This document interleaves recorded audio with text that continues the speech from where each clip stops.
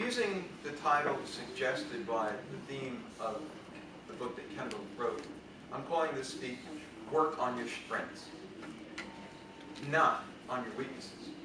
In the entrepreneurial context, they say it differently.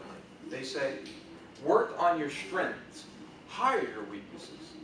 Because if you have a weakness and you're in business, you probably don't have time to go learn whatever it takes to overcome that weakness. So hire it. If you're not good at accounting, hire a CPA. If you're not good at finance, hire a CFO. Actually, there are companies that rent out CFOs by the hour. Same is true with HR. So most entrepreneurs have a dream. And I think the dream is what gives you energy, and your strengths come out of the energy that's in your dream. If you don't have a dream, as the play Raisin in the Sun emphasizes, you're like a raisin in the sun. A raisin is just a grape that's been hanging out in the sun and it gets dried up. And if you don't have a dream, that's what will happen to you. And to support your dream, if you focus on your weaknesses, you'll deflate your dream before you even get started. So in your dream, you work on what excites you, because usually what excites you is what you're good at. One of the things I've discovered I'm good at is speaking and communicating. Well, exactly communicating. And I will describe myself today using the acronym COLD, C-O-L-D. Compassionate communicator, optimist, loyal, determined. And people look at me often and say I'm very serious. So the kind of idea of cold, it kind of represents my personality. I'm a thinker, but then at times there's the other side of it that's very bubbly and compassionate.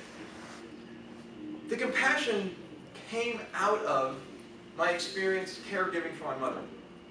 In 2003, my mother started developing symptoms of liver disease, and I flew back to New York and spent about a year for her and was with her the year she died. And that drew out of me what was always there, this compassion for people. And that has sent me on a journey which pulled me out of my career. For 30 years, I was in computer software sales. I was always the state-of-the-art technician fixing problems. There was a problem, go send Richard, go fix it. And I did that for close to 30 years. And spent a good part of my life alone, because usually I was the sole practitioner of solving problems. In the world of caregiving, you have to move out of that and get out of yourself, where the attention on you as the prime mover, to putting yourself in the place of another. That's the heart of compassion. How could you be with someone like my mother, an 80-year-old lady, dying of liver disease, not a technician, not very well educated, but a very compassionate person herself? She took care of me for many years. So now I was learning to reflect back what she taught me. So that's a strength that was drawn out of me by my experience. Now, the optimism part. If you have a dream, there are lots and lots of people in this world who will steal your dream. You tell them that you're going to do A, and they say, no, you can't do that, or that's a stupid idea. You want to become a singer? Oh, you can't sing. Look at how you sound. You want to be a speaker? Oh, you do a lot of ums. Whatever you say to someone, more than likely the first thing they're going to tell you is why they could do it better, or you can't do it, and eventually you buy into it and you decide that, no, I can't sing, I can't dance, I can't love, I can't do anything. Because I have lots of examples, and if I forget about them, there are people that will remind me the 5 or 6 times that I did not do what I said I was going to do. So be careful about the people who you surround yourself, because they'll steal your dream. So it really takes an effort to become an optimist, who, despite what you hear, and there'll be times when you'll become pessimistic because of all the negative things you hear, but you have to work on it. And I think over years, maybe because I spent a lot of time by myself and read a lot, I reinforced myself in reading and then picking people around me who would build me up. There's still a lot of people in my life who tear me down, but I'm learning to give them their walking papers. And you have to do that. There are some people in your life, no matter how close, you have to basically say, it's nice knowing you, but I'm not going to spend too much time. Loyal. At one point, potential father-in-law, the father of a girl I was engaged to, says, Richard, you're loyal to a fault. And what he meant by that, I will often stay in relationship, be it business. I've stayed with companies that are basically going out of business. I've stayed in a relationship with his daughter way too long. So, and he was basically saying, get out, leave her alone. But I'm still trying to fix it, trying to make it work. So loyalty can be a strength, but it also can be a weakness. You have to know when it's time to cut your losses and move on.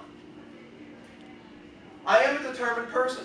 I've gotten knocked down many times in my life, financially, in social relationships, in all sorts of different ways, and yet here I am, 62 years of age, and I'm smiling, and if you look at this, if you knew my personal circumstances, you'd say, Richard, you don't have a lot to smile about. But the thing that sustained me through all of this, and music is a big part of it, but my faith. I'm so-called cradle Catholic. I was born and raised in the Catholic Church, but made an effort to understand why that was true and why I want to commit to say that I follow Christ. It not only made sense, but I'd seen examples in my life when I was really, really down. I really had a mystical experience. I went to bed one night and everything in my life, financially, socially, everything was like falling apart. I cried myself to sleep saying, Lord, I don't even know how to pray. The next morning I woke up, and I have a window facing east, and the sun was rising. And I'm sitting there in front of the sun, and I literally felt like the sun rays turned to God's love, and I was literally vibrating with this energy. And if I didn't believe in a God at that point, I knew there was a God.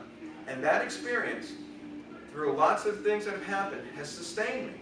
And even though I still doubt that sometimes that God, maybe that wasn't a real experience, the idea, as they say in the book of Hebrews, faith is the realization of what is hoped for, evidence of things unseen. So I may not have evidence to how my life is going to turn out, but my faith sustains me so that no matter what is thrown at me, I get up and go on.